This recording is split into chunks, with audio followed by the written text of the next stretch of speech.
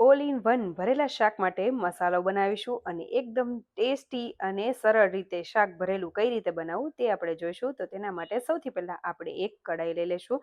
તેમાં મેં ચણાનો લોટ એડ કરેલો છે. તો તમારે જેટલો મસાલો બનાવવો હોય એ રીતે તમારે આમાં ચણાનો લોટનો ઉપયોગ કરવો. હવે મેં 4 મોટી ચમચી જેટલું ચણાનો લોટ લોહીયામાં એડ કરી દીધેલો છે. આશરે જ મેં લીધેલો છે, મેં કોઈ માપ નથી લીધેલું. એટલે તમારે જેટલું પણ કરવો હોય એટલો લઈ લેવો. હવે લો ફ્લેમ ઉપર કન્ટિન્યુઅસલી તેને હલાવતા જશું. એકદમ સરસ એવી સુગંધ આવવા માંડશે અને લાઇટ ગોલ્ડન કલરનો થવા લાગે ને ત્યારે આપણે તેને ઉતારી લેશું અને એક બાઉલમાં કાઢી લેશું. હવે તેને સાઈડમાં રાખી દેશું ઠંડો થવા માટે. ત્યાં સુધીમાં આપણે પ્રિપેરેશન કરી લેશું. અને હજુ સુધી જો તમે મારી ચેનલને સબસ્ક્રાઇબ ન કરી હોય તો જરૂરથી કરી લેજો અને રેસીપી સારી લાગે તો શેર જરૂરથી કરજો અને લાઇક જરૂરથી કરી દેજો. હવે આપણે એક મિક્સર જાર લઈ લઈશું. તેમાં મેં શિંગદાણા લીધેલા છે. તમારે શેકેલા લેવા હોય તો પણ લઈ શકો છો. મેં કાચા જ લીધેલા છે. હવે તેમાં સફેદ તલ અને થોડો એવો અજમો એડ કરીશું. તો મેં અહીંયા 1/4 કપ જેટલા શિંગદાણા આશરે લીધેલા છે અને 1 થી 1.5 ચમચી જેટલા તલ અને અડધી ચમચી જેટલો અજમો લીધેલો છે. અજમો એડ કરવાથી કે બટેકા કે એવું બધું આપણે ખાતા હોઈએ કે કોઈ પણ વસ્તુમાં એડ કરો તો તે વાયુ નથી કરતું, એટલા માટે.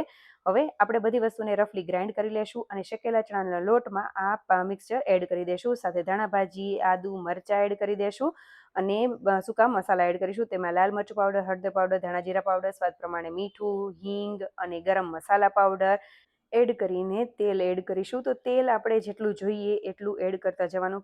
સૌથી પહેલાં થોડું એડ કરીશું અને ત્યારબાદ મેં થોડું એવું લસણ પણ ખાંડીને રાખેલું છે. તો તમે 2 થી 3 દિવસ માટે રાખતા હોય તો લસણ એડ કરવું. નહીં તો કહેવું કે જ્યારે તમારે મસાલાની જરૂર પડે ત્યારે ખાંડીને પણ એડ કરી શકાય છે, કારણ કે ઘણા લોકોને સ્મેલ નથી ગમતી હોતી. તો એ રીતે પણ કરાય, અથવા તો તમે ખાતા ન હોય તો સ્કીપ પણ કરી શકો છો. હવે ગોળનો પાવડર અને આમચૂર પાવડરનો મેં અત્યારે યુઝ કરેલો છે. ઉનાળામાં જનરલી કેવું હોય કે લીંબુ બહુ મોંઘા થઈ જતા હોય છે, તો તમે આમચૂર પાવડરનો પણ ઉપયોગ કરી શકો છો.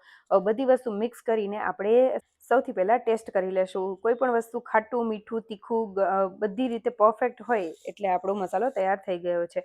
હવે આ મસાલાને તમે સાચવીને પણ રાખી શકો છો. તો મસાલાને સાઈડમાં રાખીશું. અહીંયા મેં બટેકા, રીંગણા અને ડુંગળી લીધેલા છે. તમે મરચાં પણ ઘણા લોકો ભરતા હોય છે, તો તમે એનો પણ ઉપયોગ કરી શકો છો, જે લાંબા અને દરવાળા મરચાં હોય છે એ.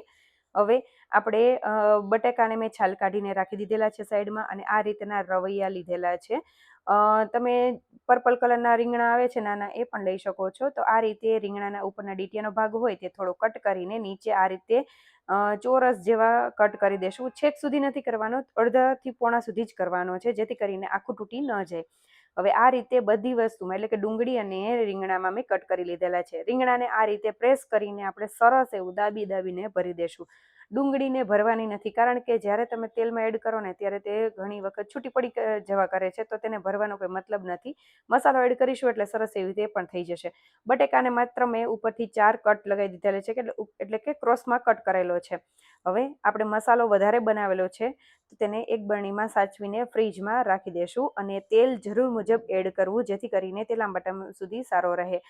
હવે મેં થોડો મસાલો બચાવીને રાખી લીધેલો છે અને ત્યાં આપણે એક કુકર લઈ લઈશું. તેમાં મેં 4 થી 5 પાવડા જેટલું તેલ લીધેલું છે. આ શાકમાં તેલનું પ્રમાણ થોડું વધારે હોય છે. તેલ આવી જાય એટલે રાઈ જીરાનો વઘાર કરીશું, હિંગ એડ કરી દેશું. આ રાઈ અને જીરું ઓપ્શનલ છે, કારણ કે ઘણી વખત હું માત્ર હિંગથી પણ વઘાર કરતી હોઉં છું, એટલે તમારે જે રીતે કરવો હોય તે પણ કરી શકો છો. રાઈ જીરાનો પણ ટેસ્ટ સારો આવશે. હવે આપણે સૌથી પહેલાં બટેકાને એડ કરીશું. બટેકાને થોડી વાર માટે સાતળી લેવાના છે. ઉપરથી 30 થી 40% જેવા ચડી જાય ને પછી આપણે ડુંગળી એડ કરીશું અને રીંગણા એડ કરીશું. બધી વસ્તુને હળવા હાથે હલાવવું. ખાસ કરીને રીંગણા જ્યારે એડ કરીએ અને ડુંગળી એડ કરીએ ત્યારે હળવા હાથે હલાવવું, જેથી કરીને તે તૂટી ન જાય. હવે આ રીતે થોડી વાર માટે તેને ચડવા દેવા, 3 થી 4 મિનિટ જેવા ચડવા દેવા. તેને લો ટુ મીડિયમ ફ્લેમ ઉપર નીચે આ રીતે એમનેમ જ કરતા જવાના, જેથી કરીને બધી જગ્યાએ તે સરસ એવા ચડતા જાય. તેલમાં જેમ ચડશે એમ સ્વાદ સરસ આવશે. હવે તેમાં બધા બેઝિક મસાલા એડ કરી દેશું. હળદર પાવડર, લાલ મરચું પાવડર, ધાણા જીરા પાવડર એડ કરીશું. અહીંયા મેં કાશ્મીરી લાલ મરચાંનો પણ ઉપયોગ કરેલો છે અને કસૂરી મેથી આપણે એડ કરીશું. સ્વાદ પ્રમાણે મીઠું એડ કરીને શાક ડૂબડૂબા થાય એ રીતે આપણે પાણી એડ કરીશું અને ઉપરથી જે મસાલો બચાવીને રાખેલો છે તે એડ કરી દેશું. અતિશય મસાલો પણ ન રાખો, નહીંતર તે બધું પાણી એબ્ઝોર્બ કરી દેશે અને સૂકું આપણું શાક થઈ જશે.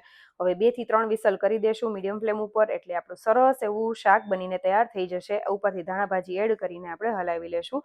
તો તમે જોઈ શકો છો એકદમ સરસ એવું ટેસ્ટી, જ્યારે કુકરનું ઢાંકણ ખોલશો ને તો ઘરમાં સુગંધ થઈ જાય ને, એટલું મસ્ત એવું શાક બને છે. તો જરૂરથી આ રેસીપી ટ્રાય કરજો અને કેવી લાગી મને જરૂરથી જણાવજો. અને તમે કઈ રીતે બનાવો છો એ પણ મારી સાથે શેર કરજો. Thank you for watching.